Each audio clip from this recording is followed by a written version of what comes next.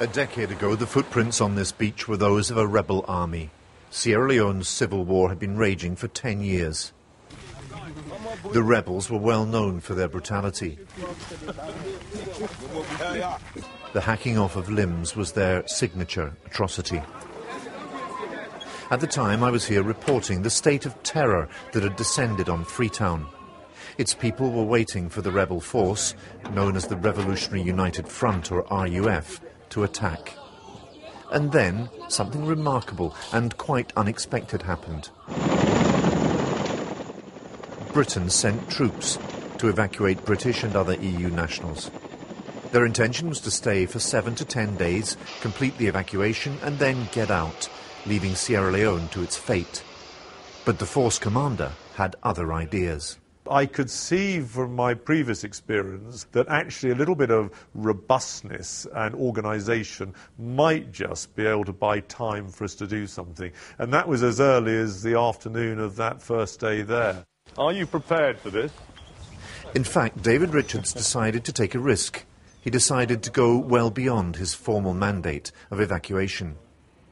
His decisions would make Sierra Leone the second, after Kosovo, of what would come to be known as Blair's Wars.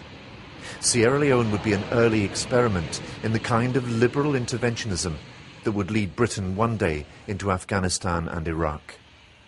The British troops who landed here in May 2000 were in the vanguard of a new British approach to the use of force. When they landed here, their mission was very limited. Their job was to secure this airport and hold it for as long as it took to rescue the British and other foreign nationals living in Freetown and get them out of the country to safety, perhaps 7 to 10 days. But what no one foresaw was the transforming effect their presence here would have on the shape of the conflict. It was a remarkable thing to watch this country's fortunes turn around in the space of perhaps 48 hours. But what it meant was that those 800 British paratroopers found that, whether they liked it or not, they were suddenly responsible not just for the safety of the British, but for the fate of the entire country. Richmond Ndowu was at the airport when the British arrived. The moment they arrived here, in fact, they were not talking to anybody, they were just taking their positions. They dug trenches, they made checkpoints. And what did you think of that? Well, to me, they came purposely to rescue the people of this country from the war. The Sierra Leone public saw the British as their saviours. Richards responded to this. He ordered his men out into the countryside, many miles from the airport, to hold back the rebel forces. He went to see the beleaguered president, who was preparing to flee the country. The first thing I saw was his helicopter parked in, I thought about his garden. It wasn't really a garden, but there was a helicopter parked beside his house. And I went in and said, "You won't need that, President Kaba, I promise you." Brigadier Richards made the president a bold promise. Britain would supply arms and ammunition to the government forces. British helicopters would be made available to move men and materials around the battlefield. And he, Brigadier Richards, would take personal command of the war effort against the rebels, with a team of British officers. In other words, he was committing Britain to taking sides in Sierra Leone's civil war.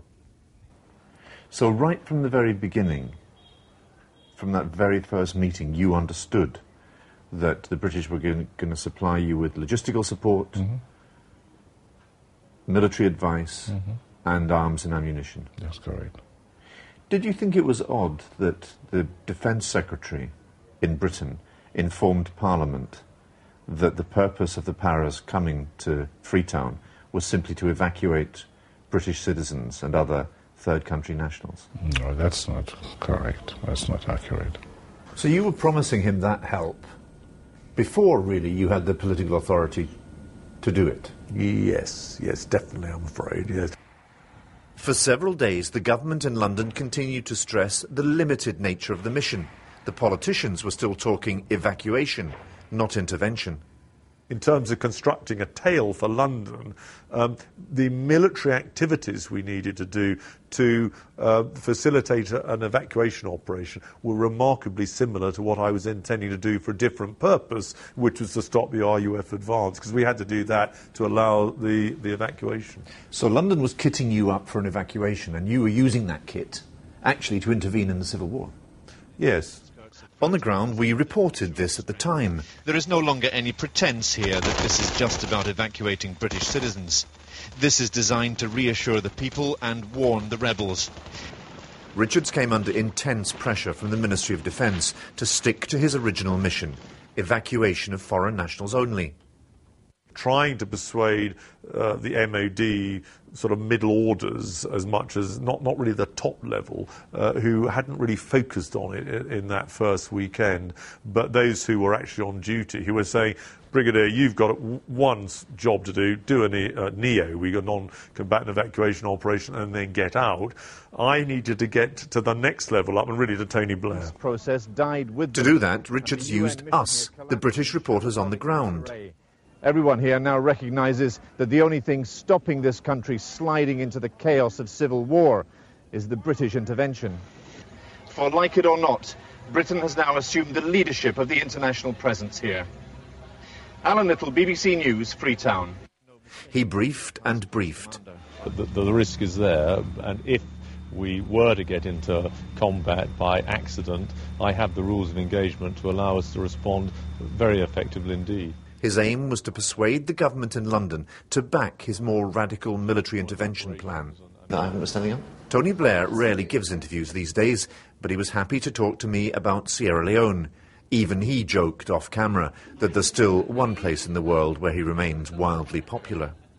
One of the odd things for us there at the time was that the force commander, David Richards, now head of the army, was telling us quite explicitly what the mission was. It was quite involved. It was intervening in the Civil War. But Robin Cook and Jeff Hoon were standing up in Parliament and saying, our troops are only there to evacuate British citizens. And it'll only take 7 to 10 days. Why was there that? Yeah, well, it was very difficult because we weren't sure. I mean, first of all, we weren't entirely sure what we were going to be getting into there. And actually, I remember having a discussion at the time with both, because I was up for intervening. I mean, I thought that if we ended up in a situation where the RUF actually took over Sierra Leone, it would be a disaster for the country. And there we were with the capacity. So did the mission change after the British troops got there? Did they go in with a very limited mission? And Yes. There was the initial mission was more limited, which is really just to deal with the British element, evacuate people and so on. But once we realised that we really could, by a targeted intervention with a limited number of troops who were prepared to stand up and fight if necessary, that we could in fact knock this gangster group out and restore the government, well,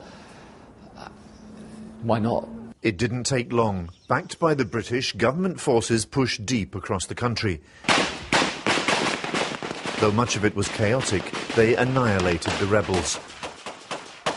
Brigadier Richard's gamble paid off. Britain chalked it up as a successful exercise in the use of force, a just war.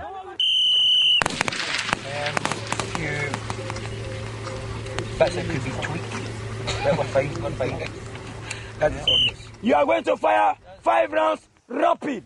And 10 years on, the British, who came initially for 10 days, are still here, overseeing the training of the Sierra Leone armed forces. 10 years ago, these troops were fighting each other. Now, their own war over, they are training to be UN peacekeepers in other parts of Africa. This, too, is the legacy of the British intervention. I would say that we've seen quite a remarkable improvement in our professionalism generally, in terms of training, discipline. You know, when I reflect back on what it was when everything was in chaos, that's quite a remarkable improvement. So what's been built up here over the last 10 years is a culture of military discipline in a country where it had pretty much ceased to exist. And because the Sierra Leoneans themselves are now responsible for training their own people, it's a culture that's now self-sustaining. And what it means is that what's important about the British here is not so much what they do, but what their very presence has come to symbolise. That and what Sierra Leone came to represent in Britain's sense of what military intervention could achieve. 9. What is? 9 on target. It came here just a year after NATO successfully intervened in Kosovo. Did these two experiences embolden Britain's leaders? Did they come to think of war not as a last resort, but as just another policy option? Well, I think that inevitably is a little bit in that.